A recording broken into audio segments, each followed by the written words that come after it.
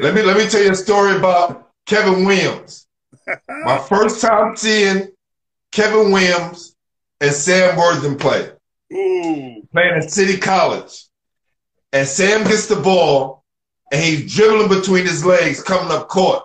And the announcer's just telling everybody just scream, Sam, Sam. So every time we yell Sam, he just threw it between his legs. And Kevin Williams reached. He shook Kev Williams. I already know what happened. Threw it behind his back. Kev slipped. His Pumas came off. I'll never forget this. Spinning at half court. Yeah. Sam Worthen goes down, spin the ball on his finger, roll it down his arm, and throw it behind his neck to Ken Bannister. Ken Bannister catches it with one hand and throws it down. The bleachers just emptied out to the floor. One of the most craziest things I've ever seen in my life. And it happened in 1985. Wow. I tell you, man, this basketball world, man, is crazy. It goes full circle. And I'm just blessed, man, to be able to rub shoulders with guys. And even today, I'm meeting guys now that I played with years ago, but didn't really have a relationship. Right. Like I'm like about maybe a year ago, I'm back in BRC playing the 15 over league, and see my boy Freddie Brown, all them, and Larry Washington. I'm seeing those guys, man. So it was like just good, man, to see that, and the love and what you're doing is special too. So thank you, man. Appreciate you. But me and Kevin, man, we go back a long way. Me and Kevin actually met on my very first college visit. We gonna get there, but we gonna get there. But because we gonna go through all the colleges you visited and everything, right? Did you have any mentors growing up? Was anybody in the neighborhood, there looking out for you, guiding you along the way? The OGs, the old heads. Those are guys who never made the NBA, probably didn't get a D1 scholarship or anything, but those were the guys who started for me, at least. And like I said, I was a buffer. I sat there. I knew I couldn't get in the game, so I sat in that bench watching them sometimes 3-4 hours, just watching them. And for me, I think that helped my game mentally because it wasn't more athleticism, but I was more mental. Part of the game was working for me. From watching those guys and just analyzing everything they did. And by the time it started getting dark and they left, then I had about 10 minutes to do everything I can before I go upstairs. That's right. So I did I did 3 hours of work in about 10, 15 minutes, so it was, I got to say the old heads, man. So, God bless Abadab from 40 Project. I mean, it was, and like I said, the Edwards family, watching those older guys, man, play, because back then, I came from a strict household, so it wasn't like I could venture off to different boroughs and watching other guys or, my mother ran a tight ship, so the only ball I really saw was right there in the neighborhood, and as I got older, like I said, Brooklyn embraced me, and the rest was history. So what year did you meet the legendary coach Gil Reynolds? What year was that? Oh, man, Gil Reynolds had to be, us OGs, man, you got to give us a minute because, we remember. Take your time. Take your time, fam. It had to be, let me see. Let me take you back a little bit because I do remember when I left junior high school at ISC,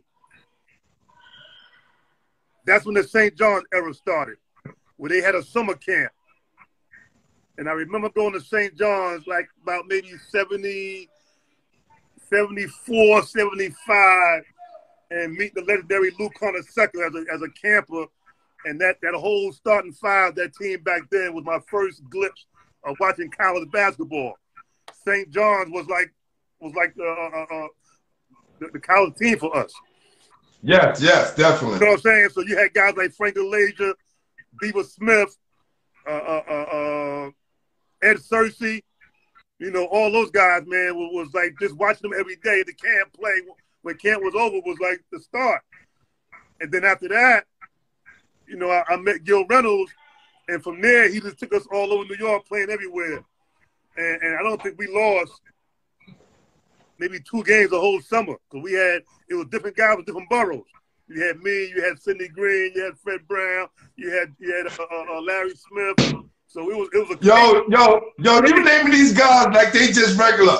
Slow down, please. I'm telling you, man, brother.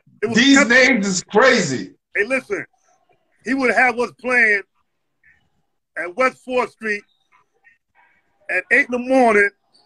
Then we go in the subway. Next thing you know, you out in Brooklyn, go to Clemente Park, another game. And then you're at the Rutgers game 3 hours later. It was crazy. And I'll never forget this. I tell the story a lot. Saturday morning, we're at the Rutgers. It's an 8 o'clock game. And there's one guy is sitting in the bleachers by himself. I'm sorry, it's two. One guy had the beard. And it was, I don't know if you remember the show, but it's called The Monsters with Grandpa. Yeah, I got a story about him too. Go ahead. You know what I'm talking about. Okay, he's a big basketball fan. So, let me see now. So Grandpa's sitting there with the white beard, and next to him was a guy who looked a little bit like you. And guess who he was? Who's that? Like I said before now, we don't know names. We know nicknames, right? Okay, I'm going to give you the nickname. Freddy's Dead in Superfly movie.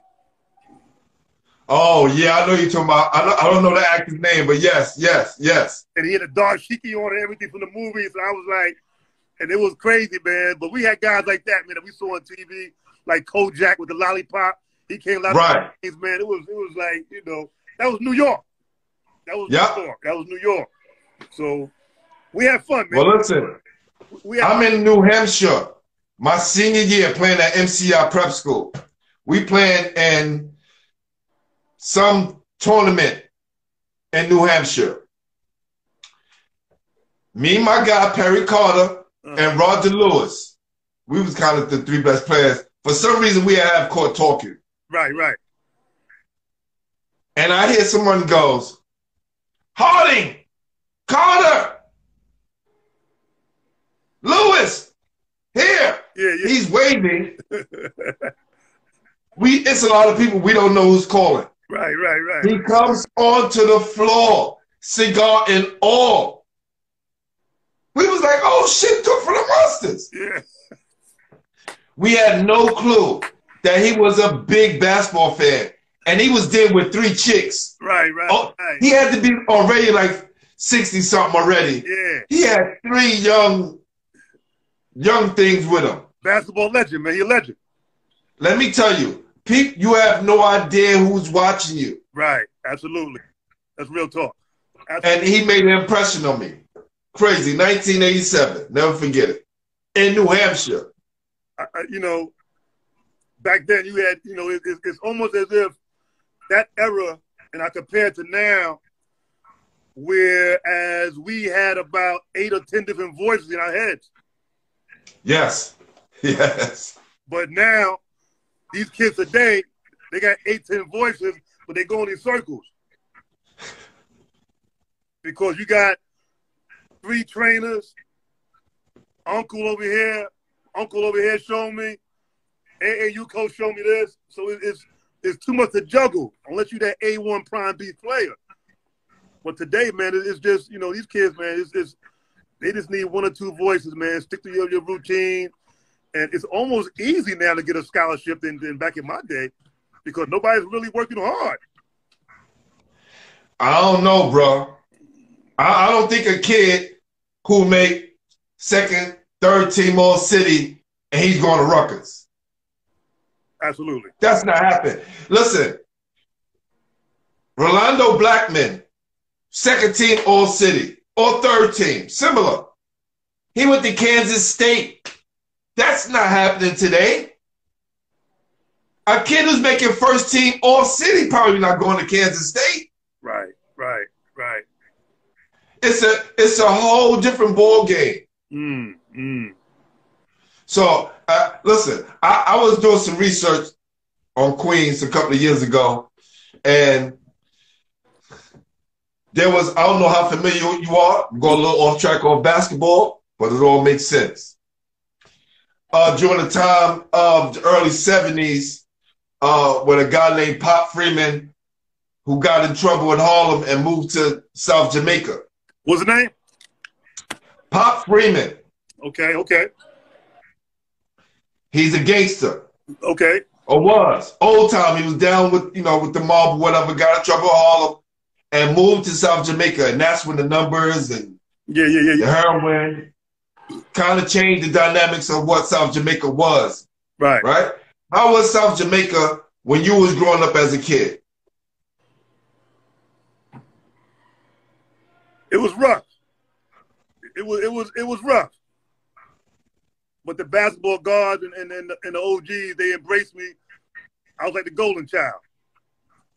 But it was rough. I saw a lot of things, and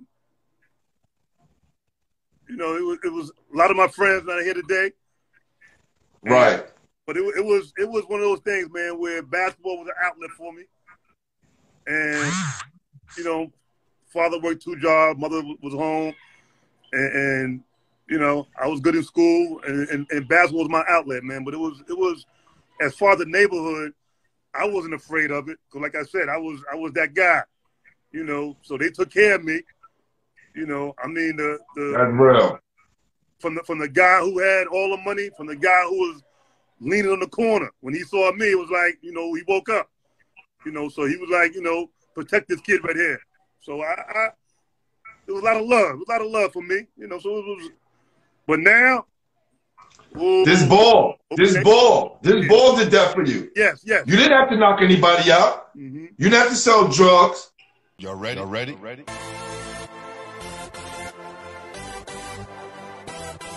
Yeah.